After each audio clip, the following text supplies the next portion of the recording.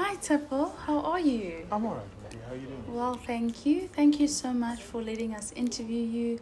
Thank you for coming all the way to our offices here in Ilovo. Thank you for having me. So, if you can just tell us your name, your surname, the company you work for, and what the company is all about, really. My name is Tshepo Kgobe, and I'm the Chief Operating Officer of the Gautrain Management Agency. The Gautrain Management Agency is the agency that manages and runs and actually owns the Gautrain on behalf of the Gauteng government. So we always have to explain that we own the Gautrain. Oh, It's not privately owned. It's privately operated, but it's owned by government. publicly. Okay.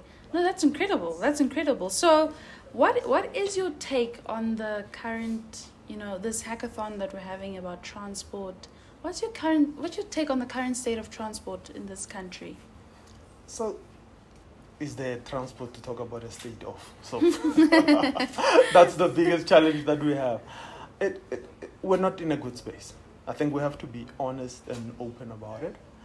We were not in a good space even before COVID because we were struggling to just pivot and turn. And, technology has come and it is disrupting transport as a whole. And therefore, you have to think in a different manner. And in essence, our current context cannot continue where there's still a lot of cash in transport. There's still we haven't changed to electric vehicles. When you move around in cities like Paris, you have Teslas as taxis there. So which means the people are already adapting there. So you have to think differently. So in essence, now post-COVID and what has happened to Metro Rail and Prasa, we now have an even bigger challenge because the very marginalized people that did not have transport, now they are pushed to an even further edge where the taxi industry in itself is not coping. They are making money, but in terms of coping, and we cannot afford to add more vehicles to the road. So we sit, and probably as regulators, we sit with the challenge of, do you give more taxi licenses and add to the congestion? Or do you quickly go and fix Metro Rail? That's not a quick fix.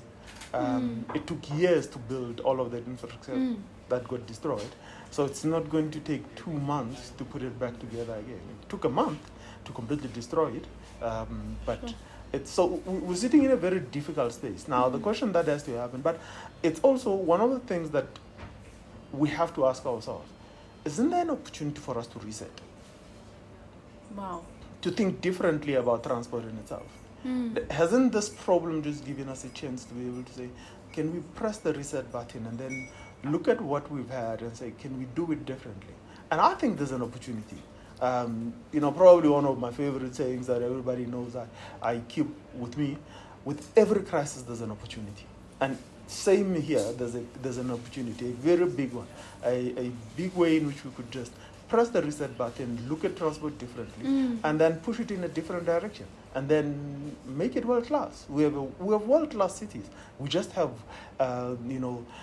third world transport. Yes.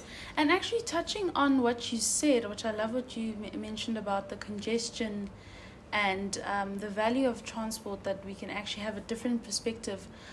First world countries actually, prioritize the use of public transport. But in a place like South Africa, people don't want to go on public transport, especially if they have money. They want to have private cars. So what is your, if I can say, would you say, why public transport in comparison to private? So you would have to understand one simple thing. Congestion is a middle class problem. It's not and congestion and in itself is the most democratic thing in the world.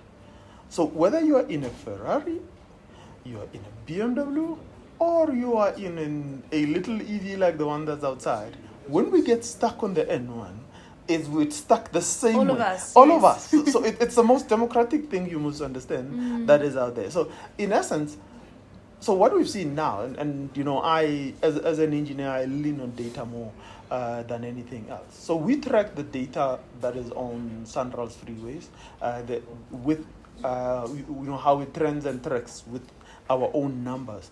Now, our numbers have not recovered as quickly as we had hoped that it would bounce back. But what has happened now with Sanral is that their numbers on the freeway have breached the pre-COVID numbers. So which literally means a whole lot more people are back in their cars. And because they're back in their cars, therefore, the freeway is already full. Now, the funny thing about it now is that I traveled, I think, 2 days back, midday. The challenge is we no more have morning peak and afternoon peak. You just have peak the entire Throughout day. the day. Throughout the day. So all it happens is that it just steps down after 10 o'clock and steps up after 2 o'clock. Sure. But the freeway is full permanently throughout. So should we even be asking why public transport?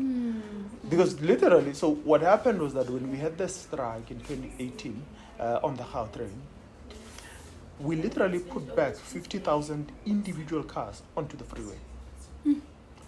That whole middle section where Midrand is, and which is where I live, was completely unworkable. For you to take your kids to school, you had to leave your house at 6 o'clock, just only to get them to school at 7. And my kids' school, both of them, the one is 6 kilometers away, the other one is 4 kilometers away.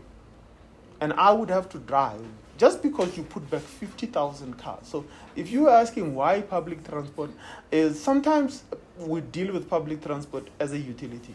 It's a thing that's there. It's like a tap of water.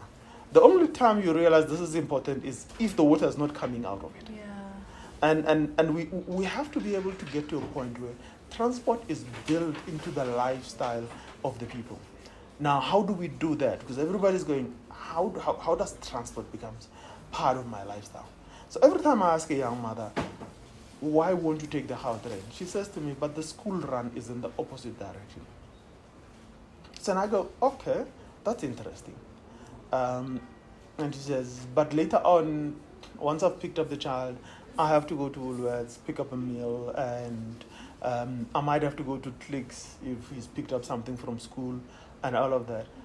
Then I go, but what if the last point at which you actually can drop off your child is right at the station? So what if you can have a kindergarten or a crash at the school, at the station?